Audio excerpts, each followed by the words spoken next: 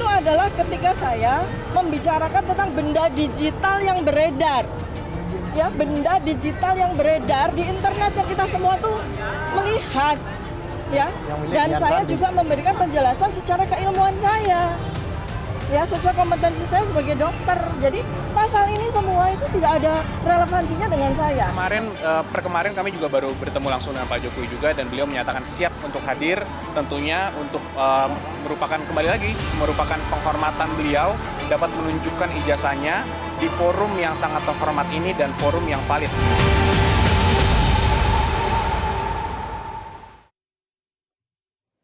Di dalam surat dakwaan yang tebal sekali itu, intinya yang dipermasalahkan, yang kemudian Pak Joko Widodo itu mengatakan bahwa saya itu telah menghina sehina-hinanya dan merendahkan serendah-rendahnya, itu adalah ketika saya membicarakan tentang benda digital yang beredar.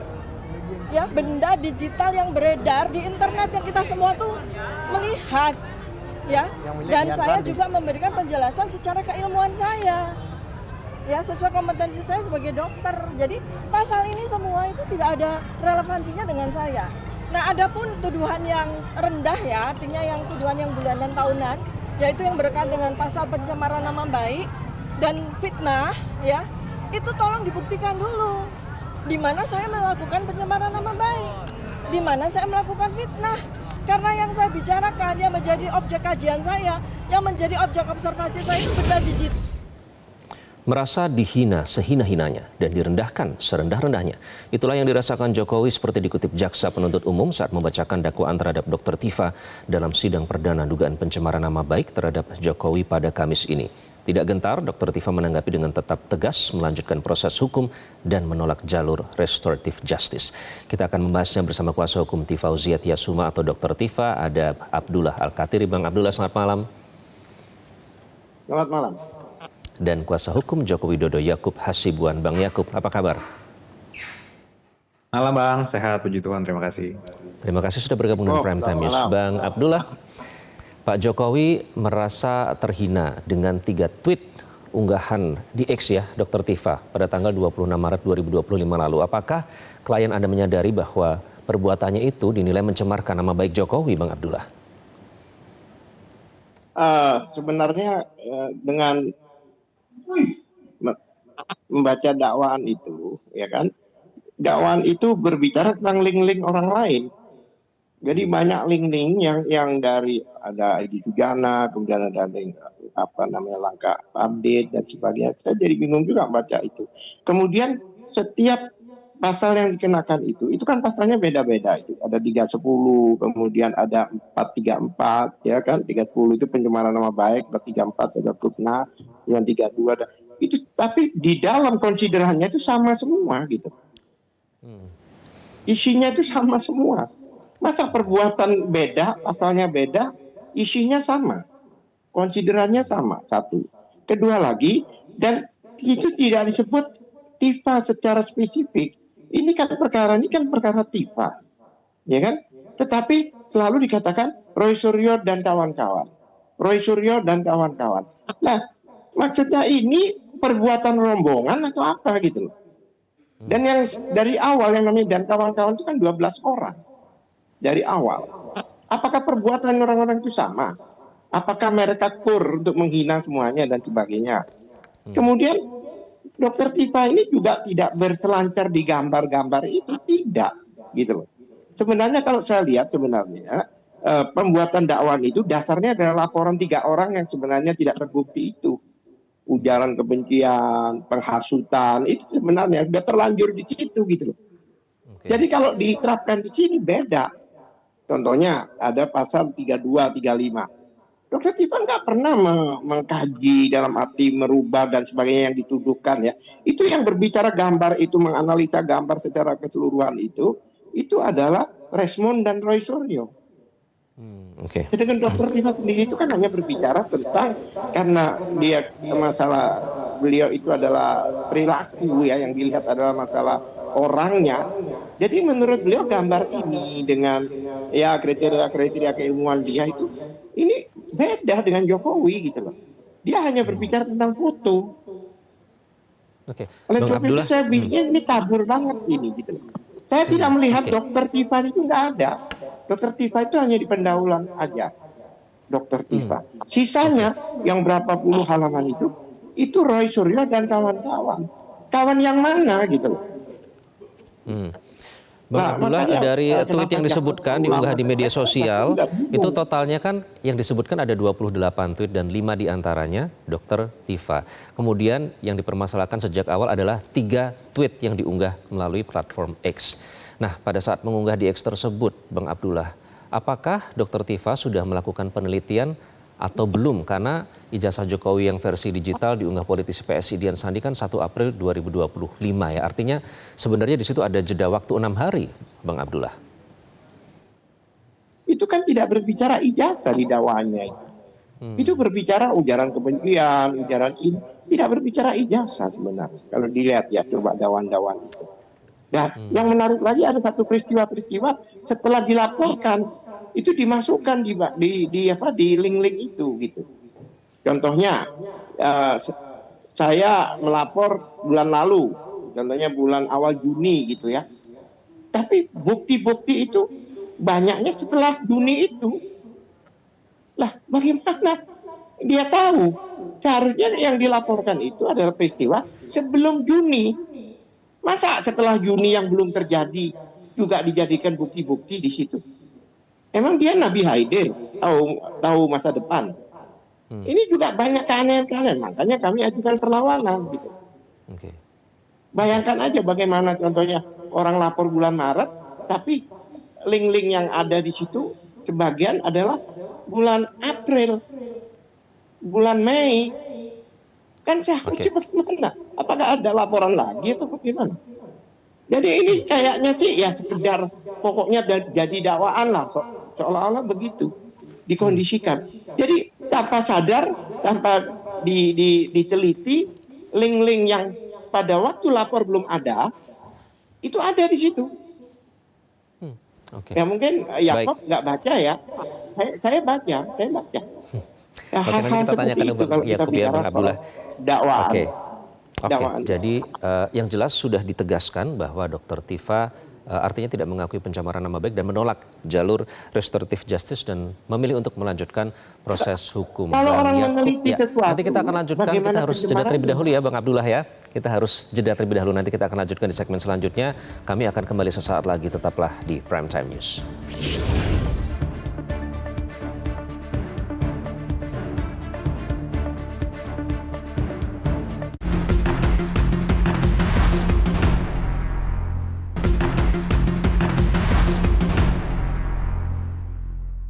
Dipersembahkan oleh, didukung oleh Di dalam surat dakwaan yang tebal sekali itu, intinya yang dipermasalahkan, yang kemudian Pak Joko Widodo itu mengatakan bahwa saya itu telah menghina sehina-hinanya dan merendahkan serendah-rendahnya, itu adalah ketika saya membicarakan tentang benda digital yang beredar. Ya, benda digital yang beredar di internet yang kita semua tuh melihat, ya. Dan saya juga memberikan penjelasan secara keilmuan saya, ya, sesuai kompetensi saya sebagai dokter. Jadi pasal ini semua itu tidak ada relevansinya dengan saya.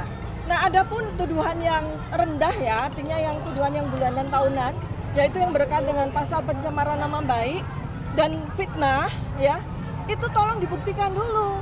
Di mana saya melakukan pencemaran nama baik, di mana saya melakukan fitnah. Karena yang saya bicarakan yang menjadi objek kajian saya, yang menjadi objek observasi saya itu benda digital yang beredar di internet. Anda kembali di Prime Time News, kita masih melanjutkan perbincangan dengan kuasa hukum dari Dr. Tifa Abdullah Al-Katiri dan kuasa hukum dari Jokowi Yakub Hasibuan. Bang Yakub, tadi kita sudah dengarkan pernyataan dari Dr. Tifa bahwa sebenarnya tidak ada relevansinya.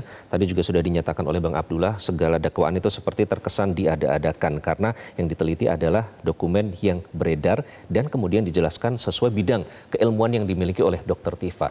Ini kan ada kepercayaan diri Bang Yakub dari Dr. Tifa yang tidak mengakui itu pencemaran nama baik dan bahkan menolak untuk restoratif justice. Nah, dengan keteguhan Dr. Tifa ini, kira-kira ada tekanan yang dirasakan Pak Jokowi tidak? Atau santai-santai saja menanggapinya Bang Yakub? Iya, Bang Iqbal. Sejak awal Pak Jokowi santai-santai saja karena beliau mengetahui bahwa kebenaran itu tentu pasti akan menang. Bagaimanapun ketika beliau melaporkan ini di Polda Metro Jaya, beliau juga sudah kami sampaikan bahwa nanti ada kemungkinan ini akan cukup panjang, kemudian Pak Jokowi mungkin akan diundang, harus menyampaikan eh, pernyataan-pernyataannya dan diperiksa di persidangan. Dan beliau sangat siap sejak awal. Jadi sama sekali tidak ada tekanan atau apapun. Justru saya melihat tadi dakwaan yang disampaikan oleh penuntut umum itu malah cukup komprehensif.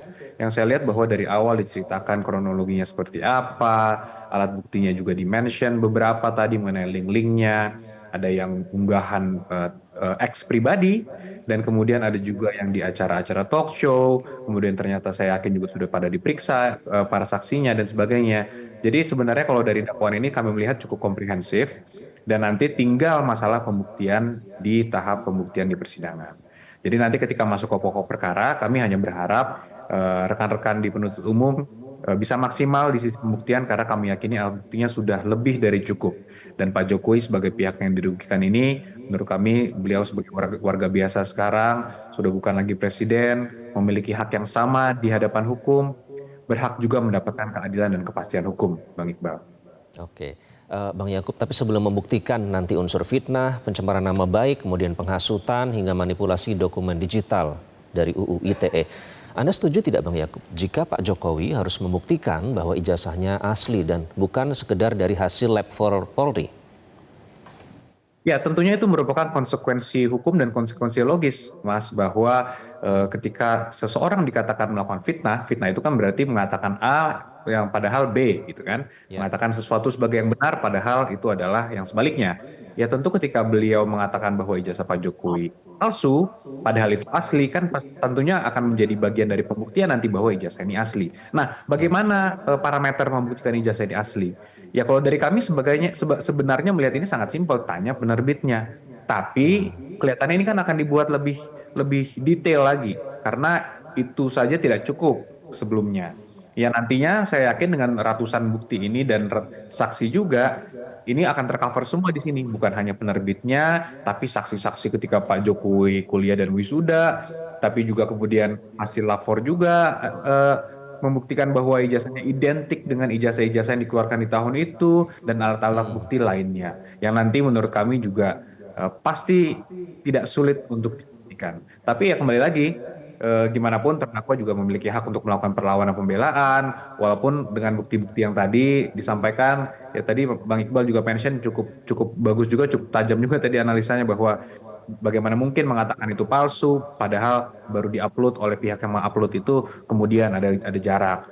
Belum lagi ternyata faktanya kan juga Dokter Iva juga baru melihat ijazahnya itu asli itu ketika di Polda Metro Jaya, ketika digelar perkara. Dan sampai sekarang saya yakin juga beliau belum melihat dengan jelas dan itu setidaknya itu membuktikan bahwa selama ini yang dikatakan itu semua asumsi-asumsi beliau itu diambil tanpa melihat primary source of documentnya yaitu ijazah analog Pak Jokowi. Begitu Bang. Oke, dan itu nanti yang akan dibawa Pak Jokowi di persidangan ya untuk membuktikan.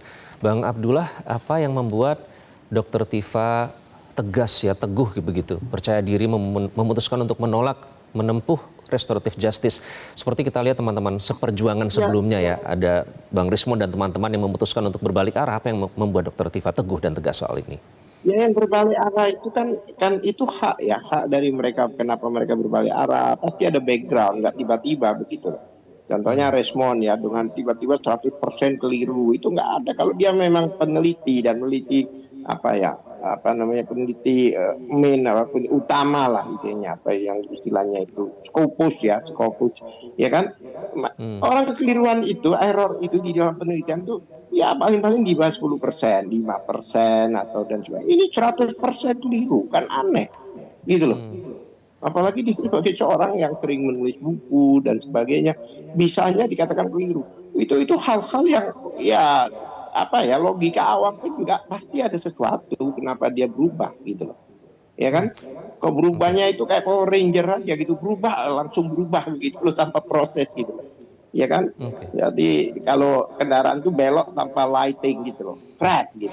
Pasti ada sesuatu kan seperti itu. Kemudian kan saya jaksa tadi itu nggak banyak bicara ijazah ya.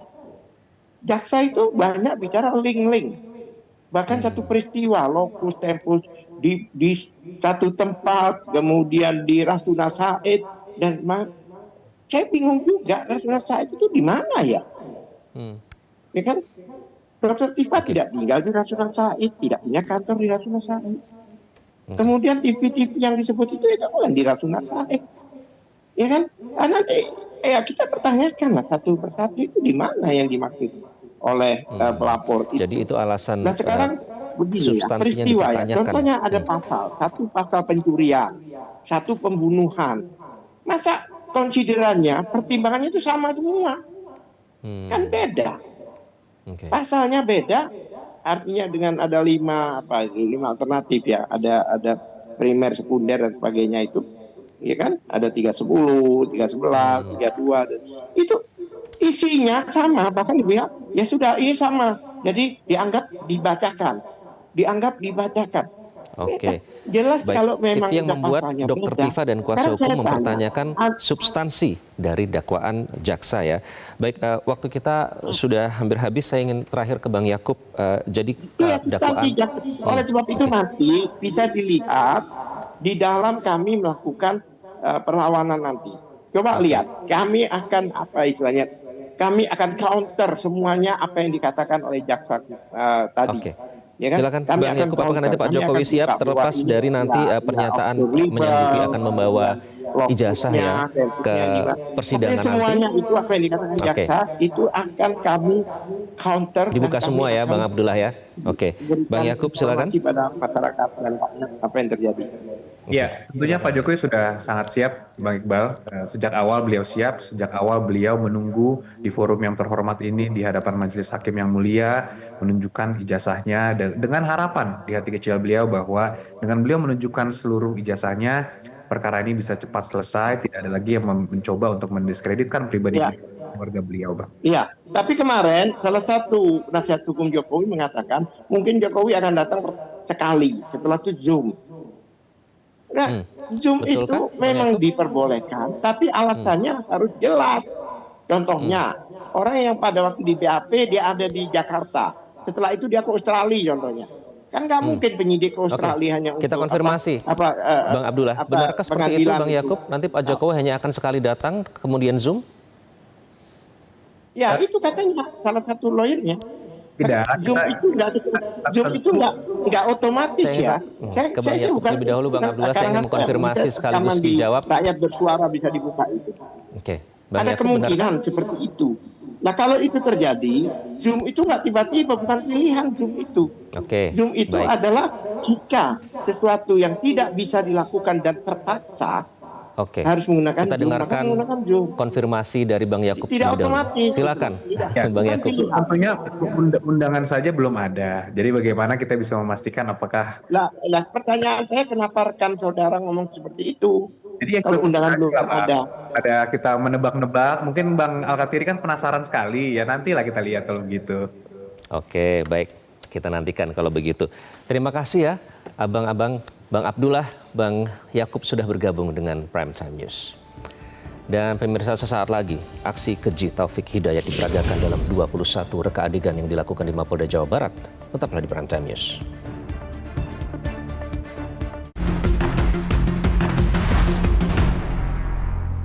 Jelajahi cara baru mendapatkan informasi. Download Metro TV Extend sekarang.